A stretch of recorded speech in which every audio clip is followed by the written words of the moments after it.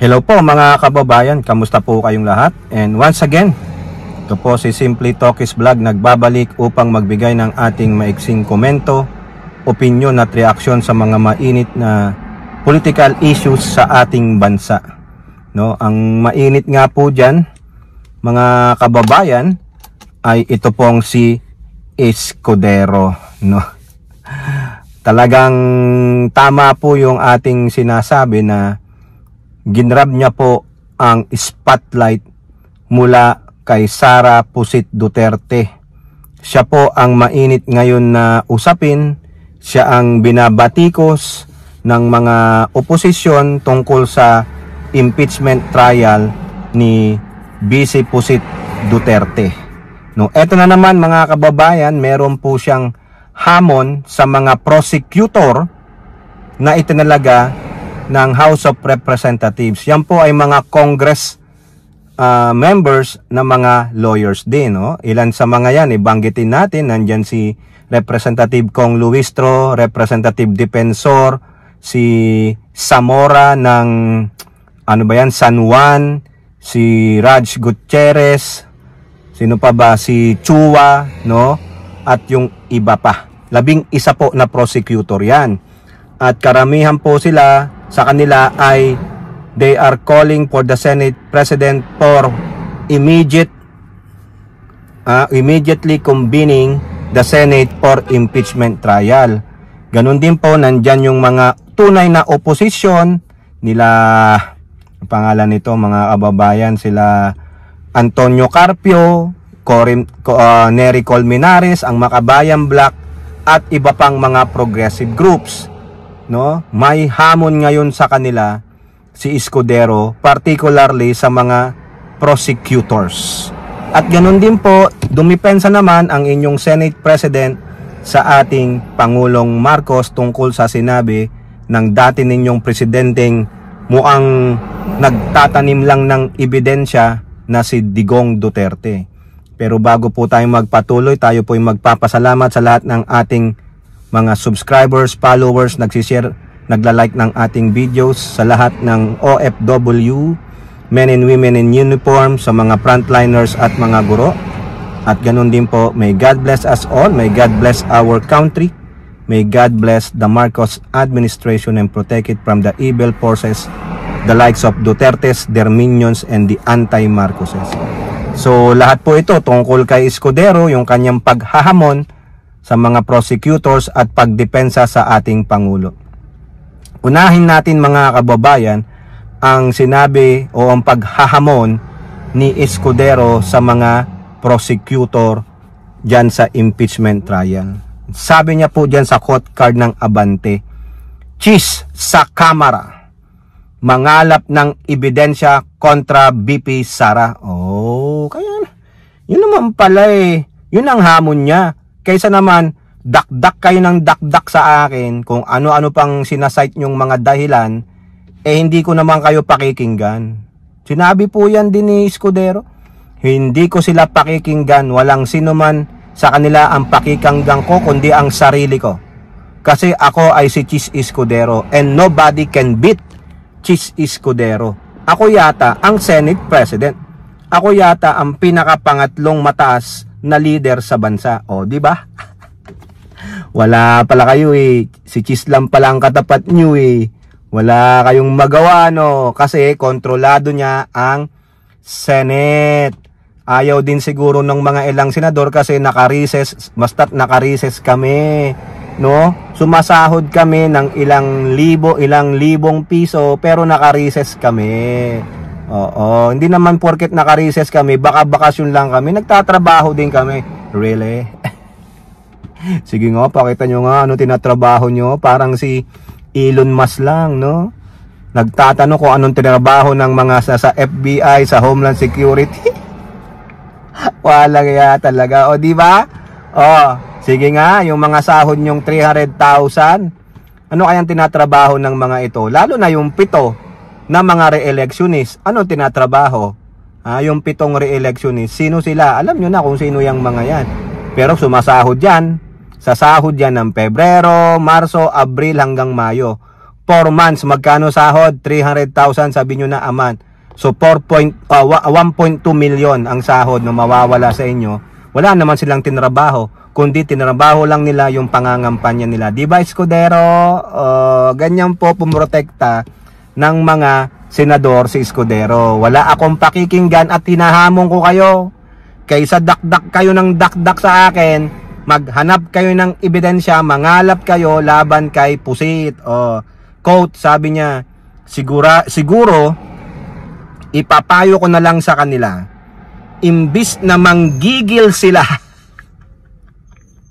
Oy, Luistro, Zamora, Chua, Defensor, Rodriguez, Adjong, Bungalo, no? Kayo, sino pa yung kasama nyo? Mag-isa lang ni Escudero, pero 11 kayo, plus Damenis. 1 kontra, no? Sa isa, para kayo talagang si Cardo. Maikipagbugan sa 100 kalaban, mag-isa niya lang. Sige. Paano? Kasi siya si Superman, eh. Si Escudero ay si Superman. Wala pala kayo, eh. Kayo ang kontrabida, eh. Hindi si Escudero, Ang galing po talaga ni Escudero. Ang galing magpataas ng ihe. Wala akong pakikinggan sa inyo. Mag-Senate President na lang muna kayo. Tandaan nyo yung ginagawa ni Escudero, ilista ninyo sa tubig. Imbis na manggigil kayo, sila at madaliing magsimula, mag-aral na lang sila. Ay, tayo na. Ang sakit, mga kababayan. Tayo na. Ibig sabihin, wala pala kayong alam. Bakit kayo sinabihang mag-aral na lang sila? Ibig sabihin, kulang pa yung talino nyo. Bar top notcher ako. Ikaw ba, Defensor, top notcher ka? Ikaw ba, Luistro, top notcher ka? Nakatikim ba kayo ng number 1? Baka number ek lang kayo. Yan ang sabi ni Escudero. Mag-aral na lang kayo. Inalipusta pa kayo. It hurts. Ganyan po ang ihi ni Escudero. Ano to, Escudero. Tagal nang kilala yan. Ikaw ba, Luistro, kilala ka? Mayawang ka? Ibahin nyo si Escudero. Kilalang pamilya. Mag-aral na lang sila. Mag-aral kayo. Mangalap kayo ng ebidensya. Huwag kayong manggigil sa akin. Dahil hindi ko kayo pakikinggan. Mag-Senate President muna kayo. Mag-top 1 muna kayo sa bar. Pag hindi nyo ginawa yan, shut up. Diba? Ang tindi ni Escudero, mga kababayan. Mag-aral kayo ng batas.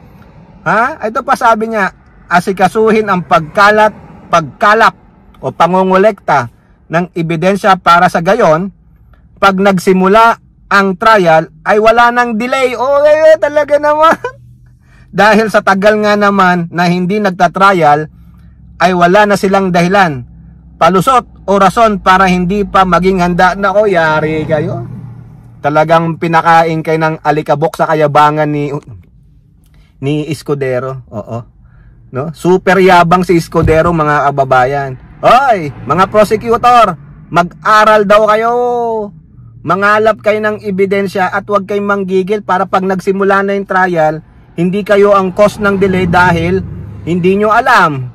Wala kayong evidence. Ayon, kaya sabi niya, imbis na manggigil kayo sa akin, magpadala kayo ng mga liter na may klamol na mag-impeachment trial na, mag-aral kayo. Yang talino nyo, kumbaga sa akin lang, ang talino ninyong 11 prosecutor, 11 minds kayo. Ako isa lang? Diba? Pero yung nag-iisa lang ang utak ko, 11. Pero sino nagwagi? Di si yung nag-iisa. Wala pala kayo sa talino ni Escudero. Bar top notcher yan. Bakit? Nag-top notcher ba kayo? Kayong 11 prosecutor? Hindi. Kulang pa pala ang kaalaman nyo. Mag-aral kayo. Mag-aral na lang sila. Aralin nyo daw yung konstitusyon. Hindi yung pa-port-tweet kayo dyan. Kung gusto nyo, ibalik nyo yung Twitter. Tweet. Walang yan mga kababayan, antindi. Napaka-biats naman nito. Antindi mang biats, no? Si Escudero ba isang Karen? Tangina, ang sakit nito mga kababayan, no? Mag-aral na lang sila. Huwag silang manggigil sa akin, no? Ayaw ko ng papatay-patay, ayaw ko ng madelay pag nagsimula na ang trial. Kasi pag na-delay, kasalanan nyo yan. Mas marami pa kayong putak-putak sa akin kaysa mangalap kayo ng ebidensya. Wow, it hurts. Tapos sabi niya pa, may nakita akong post mga kababayan, wala akong pakikinggan sa kanila. Wala. O, ibig sabihin, magiging bingi siya. Tama ako mga kababayan eh. Sabi ko sa inyo, tama talaga ako na may matinding sakit si Escudero. Matinding sakit sa tenga. Bingi. Wala siyang pakikinggan. Bingi po si Escudero. O, sabi niya, mangalap kayo ebidensya. Huwag kayong papatay-patay dyan.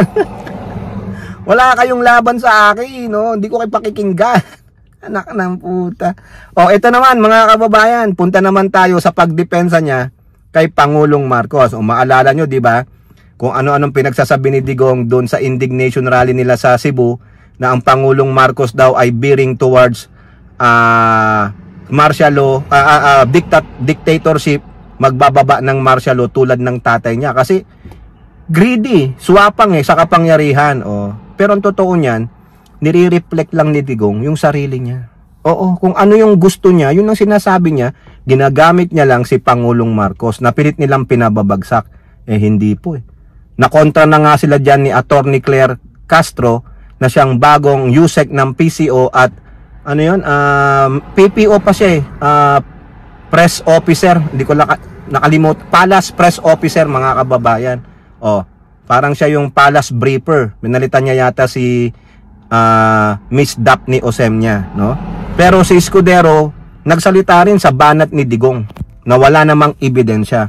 Kung maalala nyo, ito po sabi ni Digong, mag-declare yan ng martial law tulad ng tatay niya, maging diktador yan. Ngayon, anong sinabi ni Escudero in defense of our beloved PBBM?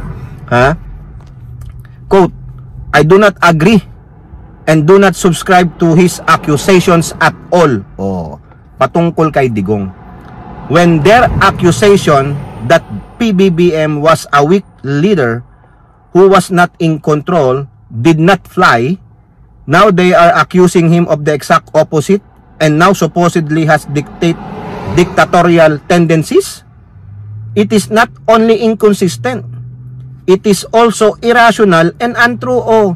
Ano po yung irrational? Hindi reasonable? Unreasonable yung sinasabi nyo. Tama. Nung una sinabi nyo, weak leader. Walang alam. No? Tapos ngayon sasabihin nyo, dictator. Di ba ang dictator, strongman yan? Madaming alam. Ano na naratiba mo, Digong? Kaya ngayon, tama naman si Escudero. No? Those are inconsistent. Ano ba talaga? Weak o strongman? Kasi pag dictator, strongman. Sasabihin nila, hindi, naging strong na kasi nagchochonki. Wala nga mapatunayan na nagchochonki, mga kababayan. O dyan, pwede tayong kumampi kay Escudero kasi kinakampihan niya ang Pangulo, dinipensahan niya labang kay Digong Irrational. Pag sinabi niyong irrational, unreasonable. Anong reason mo, Dagong? Anong reason ni Digong? Bakit niya nasabing mag-declare ng dictatorship? Hindi nga nagmumura sa inyo, hindi nga kayo pinapatulan. Paano pa maging dictator? Ikaw yun, Digong. Tulad ng sabi ko kanina, kung ano yung nasa loobin niya, yung nasa puso't isipan niya, yun ang lalabas sa bibig niya. Yun ang gusto niya Yun ang gusto niyang mangyari. Dapat ginawa mo yan, Digong, nung panahon mo. Nag-declare na lang kayo ng martial law, maging dictator ka para ikaw pa rin na nakaupo sa pwesto. Hindi yung isang Marcos nang nakaupo sa pwesto, isasabihin mo, gagayahin niyang tatay niya. Tanga ka ba? Si Pangulong Bongbong Marcos, even though Marcos yan, mayroon namang utak yan na matino. Hindi tulad ng mga utak ng anak mo na hindi matino, na manang-mana sa'yo, na masyadong mga villainous, masyadong mga demonic ang dating. Walang pagmamahal sa kapwa Pilipino, mga kababayan. Paano? Hindi naman mga purong mga Pilipino anak niyan, yung tatlo. Tapos, kung ano yung nilalaman ng puso't isipan mo, yan ang iaano mo kay Pangulong Marcos, ikaw yun eh. Ikaw ang diktador. Paano naging diktador ang Pangulo? Ha? Buti sana, kung hindi niya i-approach ang war on drug ng holistic, ayun, o wag nyo nang isalang-alang ang human rights ng mga yan, patayin nyo na lang. Ganun ba? Hindi po ganun ang Pangulo, may awa nga eh, holistic approach eh, hanggat maaari, protektahan ng human rights ng mga alleged suspect, whatever crime they committed.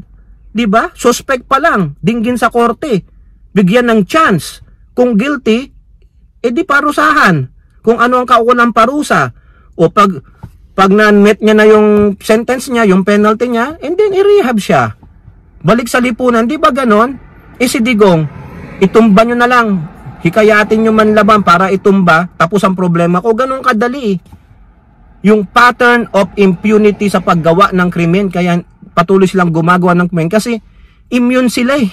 Feeling nila immune sila sa paggawa ng krimen. Tapos sasabihin mo, veering towards dictatorship like his dad declaring a martial law. O ayan, kinontra ka ng Senate President. Inconsistent kayo. Unreasonable.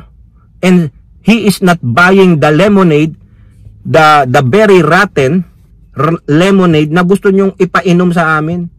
Wala pong maniniwala sa iyo eh. Dahil ang ugali ng Pangulo, minsan nga very jolly. Parang, alam nyo yung mga yung rednecks, walang pakialam.